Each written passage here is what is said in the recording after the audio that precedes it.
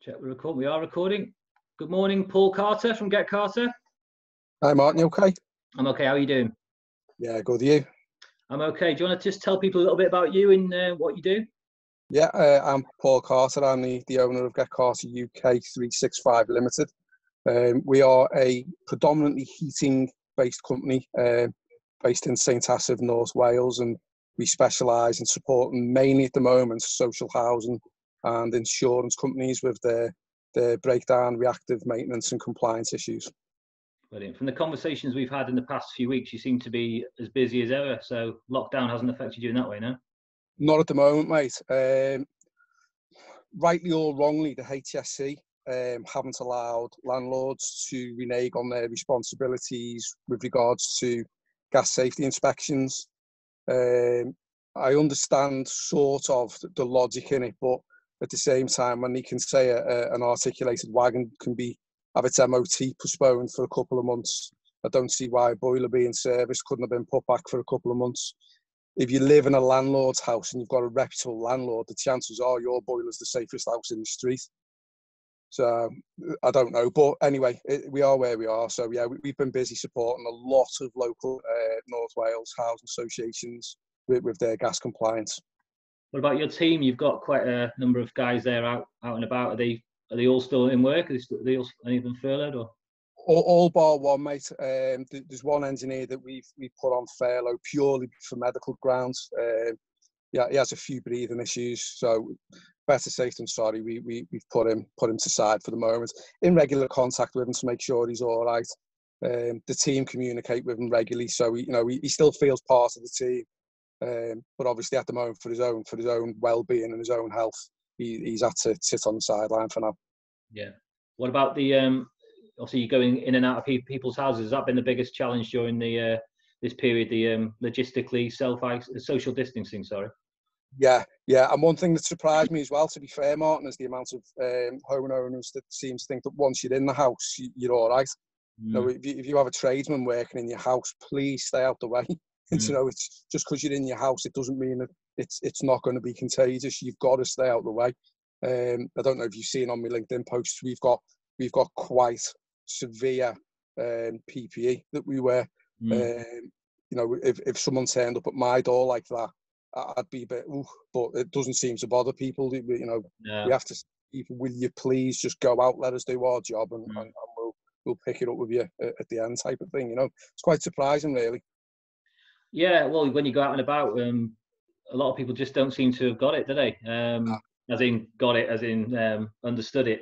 But I've noticed that looking at the charts that at the moment it's looking like Denbighshire and Anglesey are the two highest impact areas in Wales, and ironically they're the two areas where I've noticed that people just seem to walk down they'll go to shops and it'll be a family day out. Well, why are you taking your whole family? Just send one. You see a family of five walking down the street, well, that's 5 times the risk, isn't it? Absolutely. Yeah, I think people have kind of almost thought, I've done my bit now. Well, it's not even possibly even worse it's been yet in Wales, is it? No. Especially with children, especially myself, I haven't let them anywhere near any shops. And Anglesey and Denbighshire are two of the more rural areas of North Wales. Yeah. It's amazing, those stats, isn't it? I was going to usually ask if you've got confidence things will build up after self-isolation ends, but I guess it'll just carry on as you are. It'll carry on for normal for us. I believe I've probably picked up a few new clients and new contracts because of it. The other thing that surprised me as well is how many contractors have just gone, furlough, happy days, we'll shut the whole team down. And they've just literally shut the business down until further notice. But their clients and they still need a service providing. And so we've generally picked up that.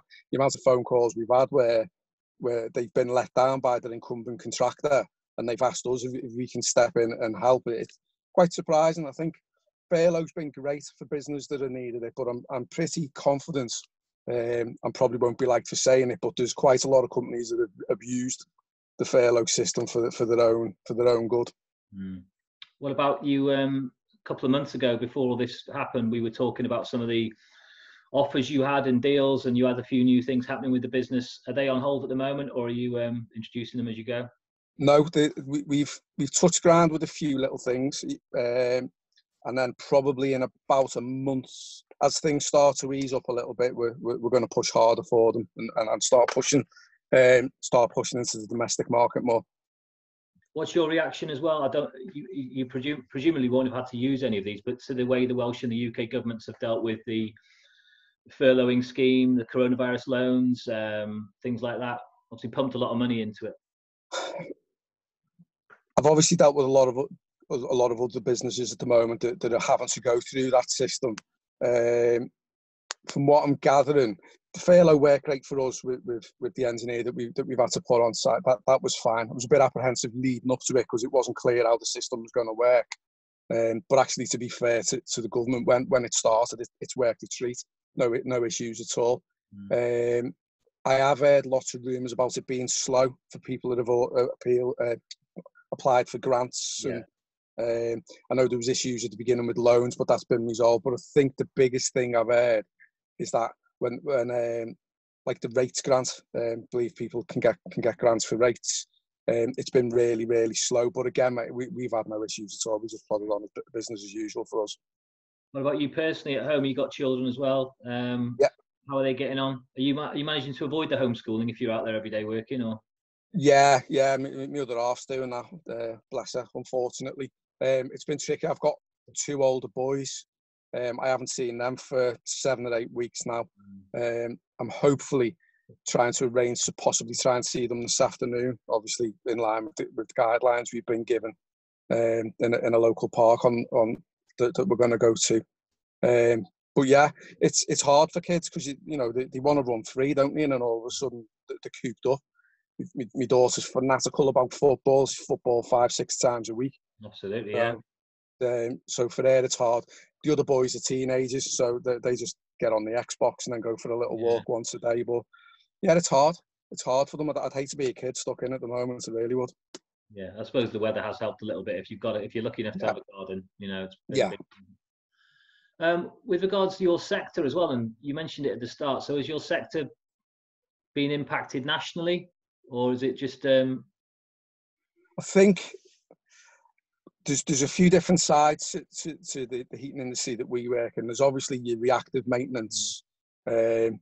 Like most, it becomes emergency response only. So boiler breakdowns, bursts. You're not going to have your general maintenance, your general checks that you would do.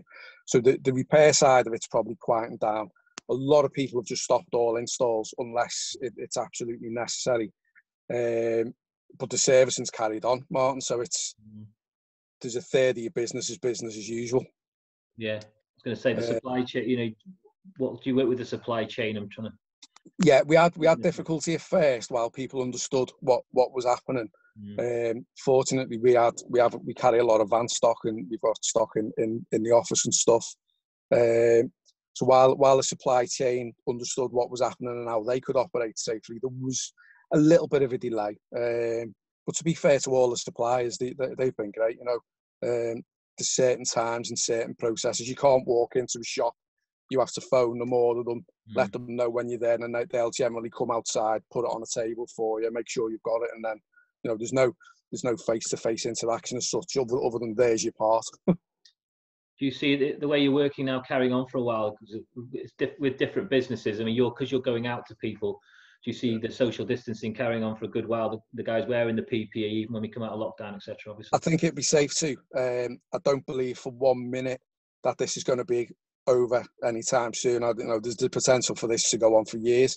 Mightn't be as it is now as extreme, but it's like the common cold, isn't it? You never get rid of the common cold. We might just dilute COVID as we know it now, and we can deal with it rather than it being so dangerous to us.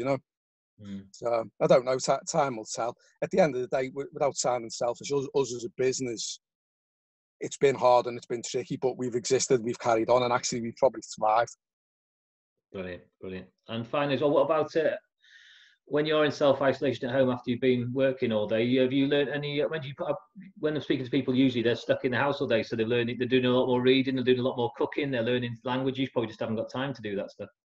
Yeah, well, baking like everyone else, I think, Mark. You've been baking, have you? Yeah. Yeah, I enjoy cooking and baking.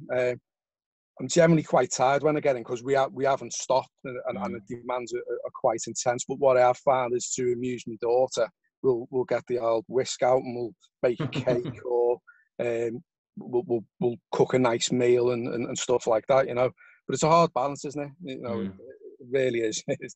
It's a trying time for everyone, and I get it. I do get it, but it'll be what it'll be, and we'll all be all right at the end. Yeah. Well, with that, mate, I'll wish you the best of luck, and thank you for your time today. And you take care. I'll speak to you soon, mate. Yeah, it's all right, mate.